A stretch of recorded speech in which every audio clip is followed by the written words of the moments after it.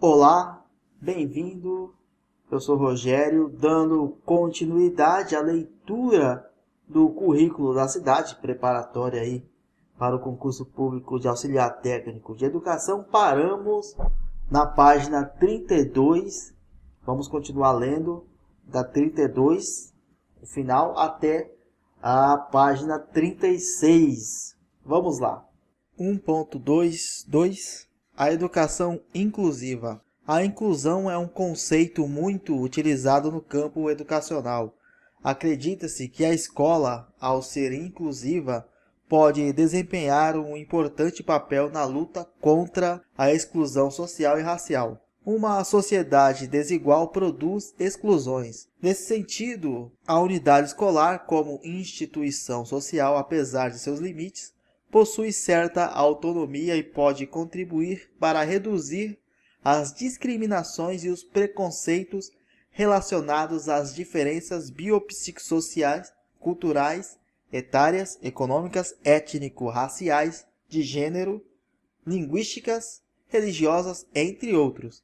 Nas unidades de ensino, as desigualdades, as diferenças e as diversidades estão presentes, mas muitas vezes são invisibilizadas. Os modos como elas se manifestam são complexos, devido à especificidade dessa etapa educacional. A idade das crianças, os territórios onde as crianças estão inseridas, a pluralidade das famílias, a ausência de formação específica dos professores, das professoras e demais profissionais nessas temáticas, as práticas educativas homogeneizadoras e os projetos políticos pedagógicos que muitas vezes desconhecem a profunda relação entre as aprendizagens e as condições de vida concretas dos bebês e das crianças. As unidades de ensino comprometidas com a educação no sentido da igualdade e da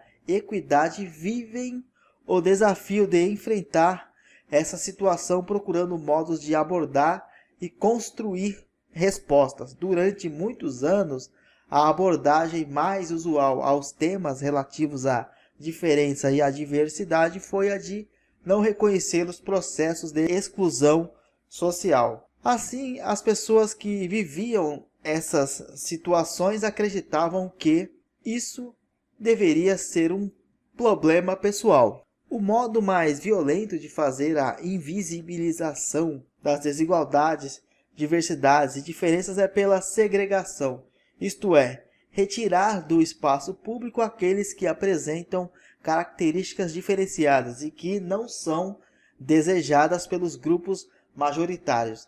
As deficiências físicas, intelectuais, mentais, sensoriais foram tratadas muitas vezes com segregação na educação. O primeiro passo, mas não suficiente, para superar a exclusão educacional é reconhecer que existem grupos e populações que foram, e ainda são, desconsiderados como sujeitos de direitos. As desigualdades não podem ser consideradas como algo natural.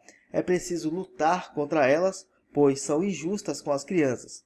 Porém, frente às diversidades e diferenças, é necessário reconhecê-las, compreendê-las e incorporá-las. Essa é uma ação complexa, pois envolve reflexão profunda dos educadores sobre si mesmos, sobre os seus modos de pensar, os seus limites emocionais e morais, os seus próprios preconceitos.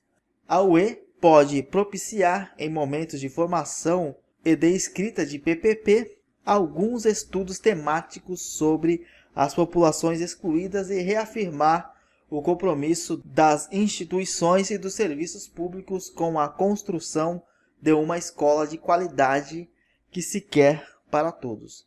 Nesse sentido, a escola inclusiva implica na reconstrução de conceitos e práticas e no reconhecimento da diferença como uma riqueza humana que poderá nos levar a novos rumos educacionais e pedagógicos, com propostas mais situadas nas necessidades de todos. A existência de múltiplas infâncias e de várias formas de ser criança consolida um trabalho em que todos possam ter experiências de aprendizagem de acordo com suas potencialidades, sem discriminação e com base na igualdade de oportunidades, na equidade.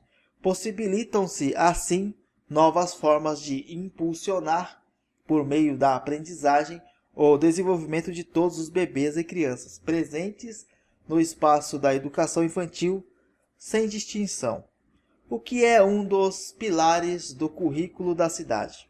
O conceito de inclusão, apesar de estar profundamente vinculado às deficiências das crianças, ampliou-se nos debates e nas políticas educacionais.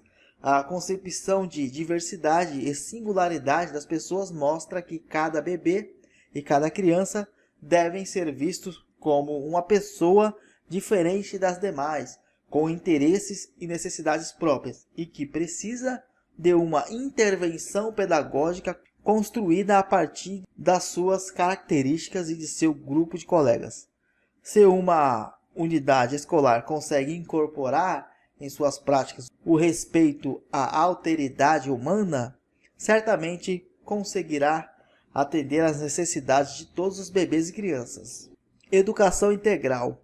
A educação integral, como princípio, compreende o compromisso com as práticas integradas de formação e o desenvolvimento humano global, em suas dimensões intelectual, física, afetiva, social, ética, moral e simbólica. E conforme o Estatuto da Criança e do Adolescente, as diretrizes curriculares nacionais para a educação infantil e a Base Nacional Comum Curricular.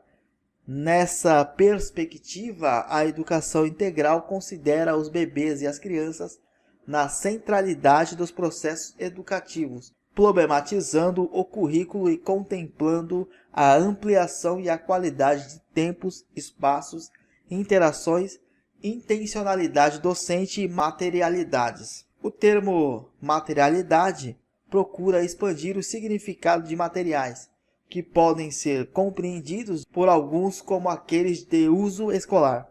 No campo das materialidades, podemos ter um balão e também um filme, galhos ou areias, e um varal de poesia, fitas e tambores. Elementos naturais, culturais, tecnológicos, todos são materialidades. A UE, e não somente ela, mas também os espaços do entorno escolar, a comunidade, a cidade, isto é, os territórios educativos, é compreendida como espaço primoroso de apoio e efetivação da formação integral.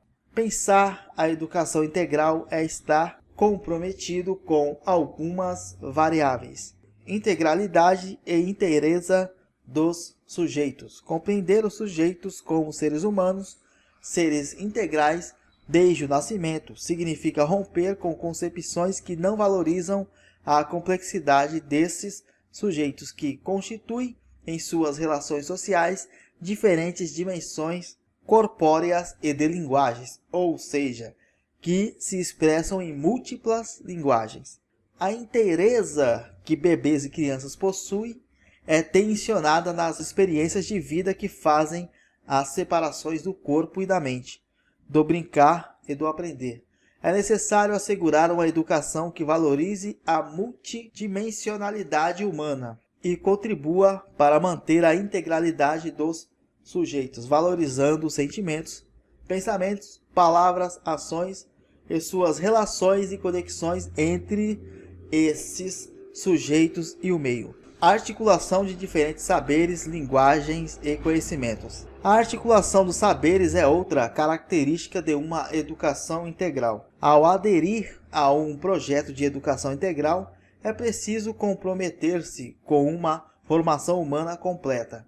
Nesse projeto de formação estarão envolvidas as vivências das diferentes práticas sociais, como conversar, brincar, cantar, desenhar, investigar, pesquisar e outras que configuram o que é ser humano. Também estarão presentes todas as linguagens culturais possíveis e serão acolhidas as múltiplas linguagens expressas dos bebês e crianças. Os conhecimentos técnicos, científicos, sociais serão ofertados no sentido de aprimorar e construir modos de pensar que não são cotidianos, mas que produzem efeitos nas formas de interpretar e agir no mundo. Práticas pedagógicas integradoras. A característica das práticas educativas no sentido da integralidade é manter a coerência entre o dito e o feito, a teoria e a prática. Nesse sentido, uma prática pedagógica integradora parte da escuta, da observação, da conversa numa atitude de respeito, dignidade e acolhimento. Na educação infantil, temos as práticas pedagógicas permeadas pelo cuidar e o educar, numa perspectiva de uma educação ética, estética e política. Currículo integrador. Pensar um currículo que integre os bebês e as crianças numa unidade escolar comprometida pela integralidade exige estudo e compreensão da vida das crianças, das suas condições de existência, dos territórios que habitam e dos desafios para oferecer uma infância plena na escola. As práticas educativas precisam ser integradas. Desse modo, os princípios das pedagogias participativas e o trabalho pedagógico com projetos propiciam um currículo vivo, que se estabelece a partir de linhas definidas por concepção de infância, aprendizagem e conhecimentos e se consolida no dia a dia educacional, nas relações de afeto e de aprendizagem. Para concretizar estes apontamentos, a defesa é que as aprendizagens aconteçam por meio da participação conjunta dos bebês e das crianças, alicerçada na diversão metodológica de acesso ao conhecimento, no qual a escolha e o estudo da pedagogia orientadora influem e relevam o modo como a infância é vista pelo adulto, atuando no planejamento, na proposta e na avaliação do processo educativo. A escolha pela pedagogia participativa exige, portanto, a desconstrução do modo tradicional e transmissivo de fazer pedagogia. Esses aspectos são fundamentais para a proposição e concepção de projetos como metodologia de investigação na realidade e de aprendizagem, segundo o currículo integrador da infância paulistana.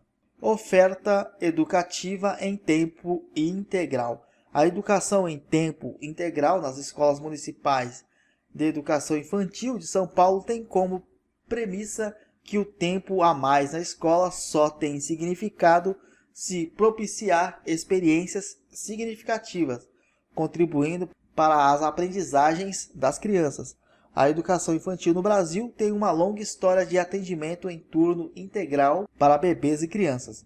Essa experiência começa a ser cada vez mais estudada para que a qualidade do atendimento assegure aos bebês e crianças bem-estar e enriquecimento de experiências de vida. Na rede municipal de ensino de São Paulo, as EMEIs, que fazem parte do programa São Paulo Integral, têm como condição de adesão o atendimento à demanda. Cumprida essa condição, tem a possibilidade de ampliação de experiências pedagógicas inspiradas nos territórios do saber, por meio de estudos e práticas que visibilizem a concepção das infâncias, utilizando a pedagogia de projetos como concretização do processo investigativo da realidade. Os territórios do saber articulam-se e ganham vida nas experiências pedagógicas elencadas na Instituição Normativa número 13 de 11 de setembro de 2018, que